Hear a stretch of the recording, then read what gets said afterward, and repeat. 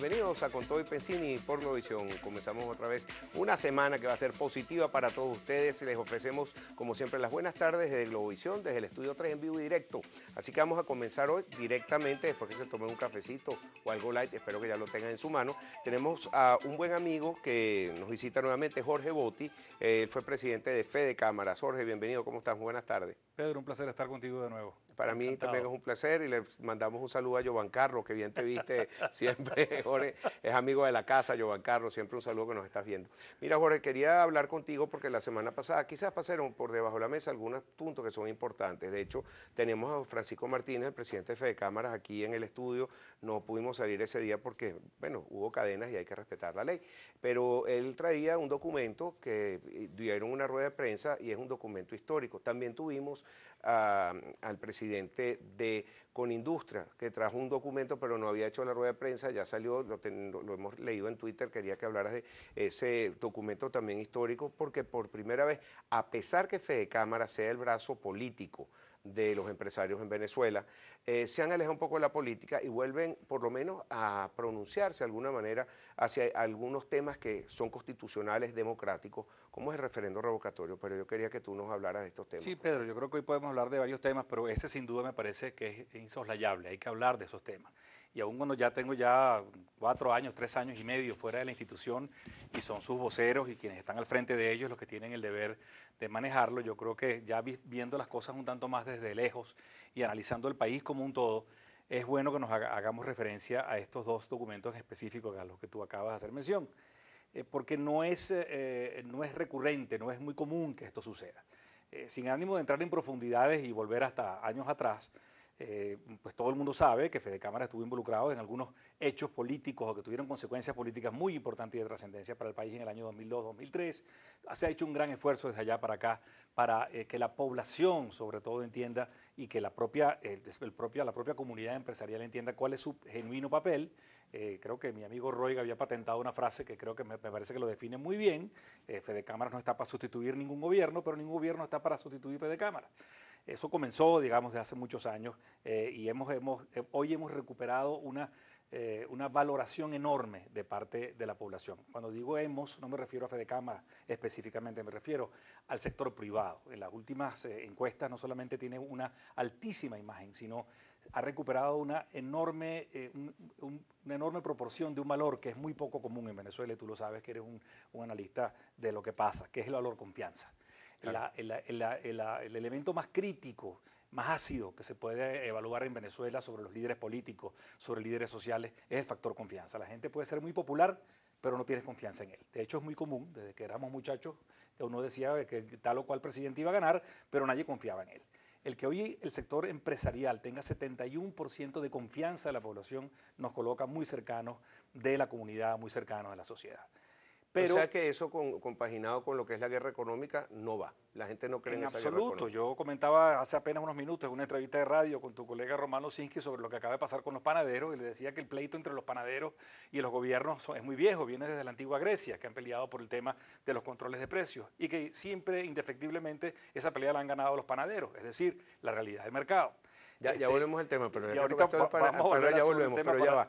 Porque la ley lo que está diciendo es que van a poner preso a los panaderos que tengan una cola muy larga. ¿Cuánto es muy largo? 100 personas. ¿De qué tamaño es la panadería para hacer si esa cola es muy larga o no? ¿Cómo vas a castigar tú a alguien por lo largo de la cola? Bueno, yo te puedo decir que hace 3000 años más o menos, un político de nombre Lisias, que era un tribuno muy elocuente en la antigua Grecia, hacía discursos para que no solamente metieran presos, sino para que condenaran a pena de muerte a los panaderos que no respetaban la ley. Así que este pleito es bastante viejo. Lo mismo pasó recientemente, hace 5 años, con el señor Mugabe en Zimbabue, que metió presos a 1000 y tantos panaderos también, y al final tuvo que reconocer que había que abrir la economía y que había que ordenarla para que la gente pudiera tener de nuevo capacidad adquisitiva. Pero volvamos al hilo anterior, sí, que nos desviamos.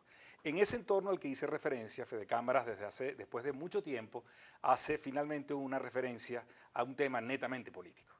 El metamensaje de ese documento muy breve de la semana pasada, el mensaje que creo que hay que capturar desde el punto de vista de la sociedad, no es simplemente que Fede Cámaras llama la atención sobre la necesidad de respetar las vías constitucionales, y no solamente reconoce Fede Cámaras allí que hay una crisis enorme en el país, sino que además está diciéndole al país que no vemos, nosotros los que hacemos inversión en Venezuela, los que estamos dedicados a la actividad empresarial, no vemos ninguna posibilidad de rectificación ni de diálogo y lo más importante, de retorno de confianza con este gobierno al frente.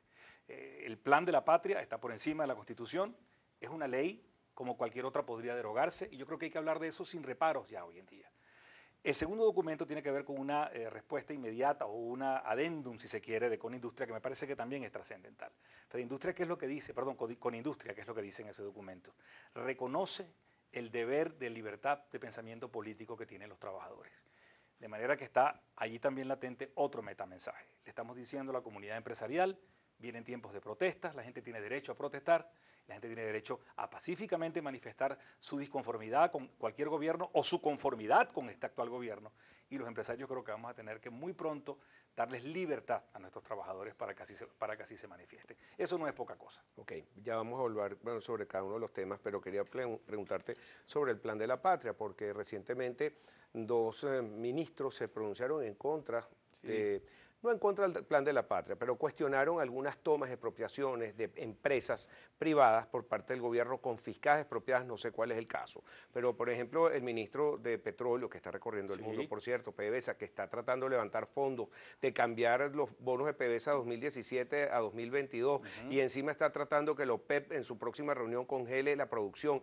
No la tiene fácil, pero tuvo una reunión donde él dijo muy claramente que no estaba de acuerdo y que deberían devolver las empresas, por lo menos del sur del lago. Y por otra parte también tenemos a Miguel Pérez Abad, que también se pronunció en contra de algunas expropiaciones y algunos analistas piensan que esa fue la causa de su salida. ¿Qué opinas tú sobre estas críticas, autocríticas, que yo creo que son positivas del Plan de la Patria? Nada está escrito en piedra, entonces vamos a tener ese Plan de la Patria como una constitución para el resto de la vida. Tú acabas de dar en el clavo, es una supraconstitución. Yo creo que además se ha convertido en una especie de tabú hablar del Plan de la Patria como si aquello fuera sagrado. Y se dice que ese es un gran legado del presidente Chávez. Bueno, también fue un gran legado para los chinos del famoso libro rojo de Mao. Y tuvieron que echarlo a la basura. O el Mein Kampf para los alemanes. O el Mein Kampf para los alemanes también fue igualmente echado a la basura en la Constitución o el libro de referencia de la economía rusa. Es una ley. Es un plan quinquenal, como tantos otros que tuvo Venezuela en el pasado. Y cuando un plan no funciona bien, en tu casa, en tu empresa y en un país, el plan se cambia. O se deroga por completo, o se toman las cosas buenas, las pocas que pueda tener allí, como por ejemplo salvar el planeta, que creo que es una cosa importante que plantea el Plan de la Patria. Pareciera que va a salvar el planeta, pero a costa de extinguir la raza humana, porque si el modelo lo que hace es pasar hambre, al final va a quedar el planeta solo. Pero diciendo las cosas muy en serio, creo que hay que decir las cosas como son. Ese Plan de la Patria nos lleva por muy mal camino. El Plan de la Patria plantea la formulación del socialismo. En la Constitución no aparece la palabra socialismo. Ahí hay una clara violación de la Constitución.